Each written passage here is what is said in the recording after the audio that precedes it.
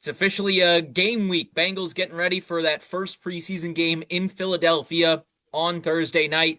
So today we got a real, almost live look at a scrimmage. The coaches had the headsets on, felt more like a game environment. What did you take from today's practice? Yeah, it was the first drive the field periods, if you will, that we've had of camp, where a lot of camp is scripted. They do third down periods, do goal line periods, red zone periods, and just normal period. Today was literally, if you can make a first down, you keep going. If you can't, you give the ball back up. We saw him go for it on fourth down a few times in some interesting territories, maybe the plus 45 on the other side, just to either simulate, hey, we're going to go for it on fourth and two, fourth and three. That's kind of the NFL today. So it was kind of fun to watch, and they did it for an extended period of time. They did a lot of team or a lot of individual and drill work for about the first full hour of camp special team stuff, and then other than a special teams break to give the guys a break, it was all 11 on 11 team session for the next hour or so, and it was fun to watch because you could see the competitiveness. There was an early play on a third down and 6 to T Higgins along the sidelines. It was looked like he caught it, might not have caught it. The defense was saying he didn't catch it, that he raked it out. It would have been an interesting replay to see. And finally, they ruled it incomplete. And the defense won like 3 or 4 periods. And then finally, the offense clicked, and Tanner Hudson caught a couple of balls, including a touchdown. And Joe Burrow literally goes, blank, yeah, Tanner. It's like you can tell how competitive those sessions were. And those are the ones that are fun to watch. And the offense got the better of the defense the later that it went. And some of that was the defense was down 3 corners. They looked a little gassed because they were trying to rotate corners in, but those sessions are always great because you can just see the competitive juices come out.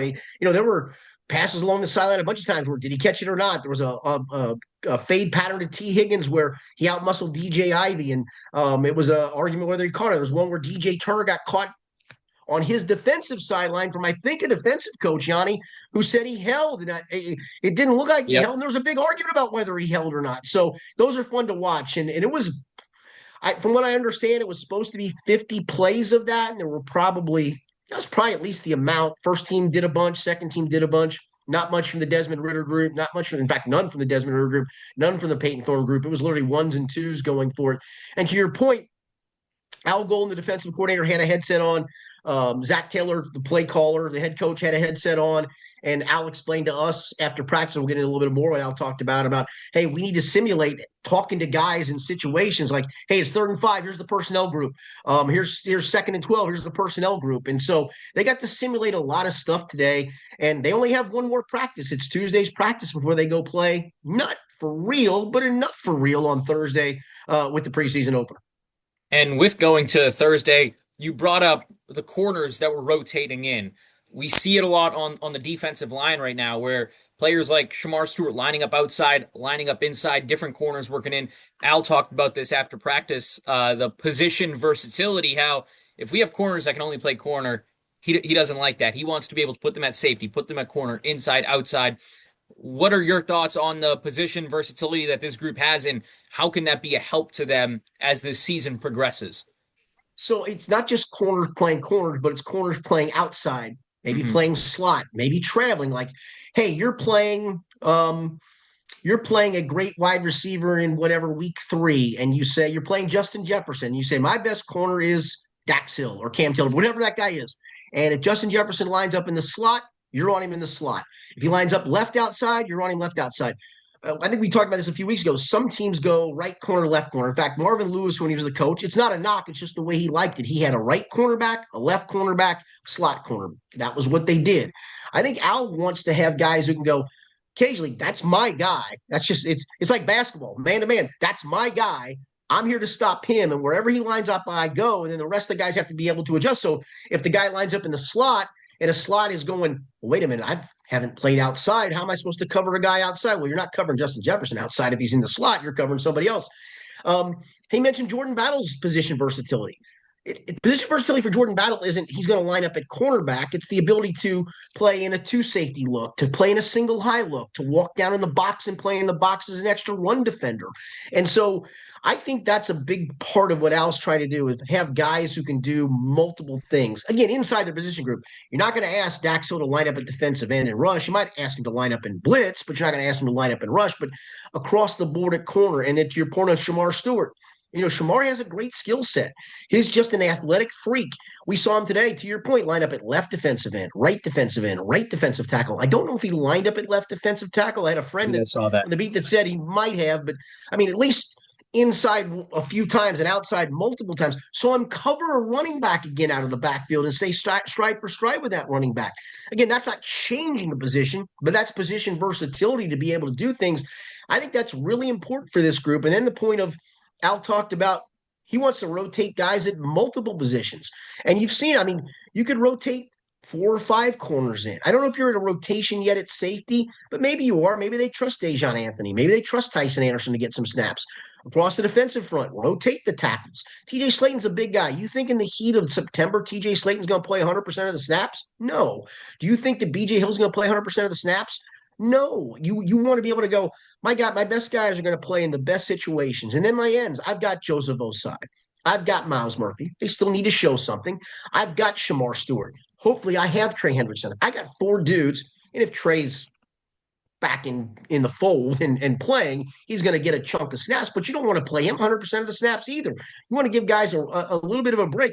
The Eagles have had such great success, in my opinion, of late, not just because of Saquon Barkley and the outside receivers and Jalen Hurts. It's because that defensive line at one point, they can rotate 8 dudes and go, we're good. We're going to have fresh bodies coming at you on this next series. Good luck with that. The linebackers even. Demetrius Knight and Logan Wilson are the starters. We've seen Barrett Carter make plays. They like Oren Burks. Is it going to be all 50? None of this is going to be 50-50, but you also don't want it to be, hey, you're playing 98% of the snaps and you're playing 2% of the snaps. No, I think a big strength of this defense could really be, to the question you asked, position versatility, even inside the position group, and the depth, and go, we're just going to throw bodies at you and we're going to be fresh and you're not. So with that, all the bodies that can rotate around, a lot of jobs up for grabs right now. Al talked about it after practice as well. In this first preseason game, what are you looking at on Thursday night? I know we're probably going to see Joe Burrow in the offense play more than what we've seen in years past. They've talked about that. What are you looking for on Thursday night when you're watching this game? I think first and foremost on defense is the tackling. I mean, even Al talking about today, guys are tackling. No, they're not. I mean, I know what he's saying, that they're in the right spots to tackle, right? They're in the right thud area to tackle, but I want to see what the tackling looks like. I want to see if what we've seen in camp from the defense is playing fast, playing energetic, being in the right place at the right time, being competitive. Does that translate? And then offensively, yeah, to your point, the offensive line, if there's been a sore spot, and nobody wants to hear this because it's been a sore spot for years, that's the spot that's looked a little shaky. And I got to be honest with you, in the NFL, offensive line is such a tough spot to play just because there are just so many athletes on the other side. And it's just hard. But today we saw Amarius Mims back at practice. That's a good sign.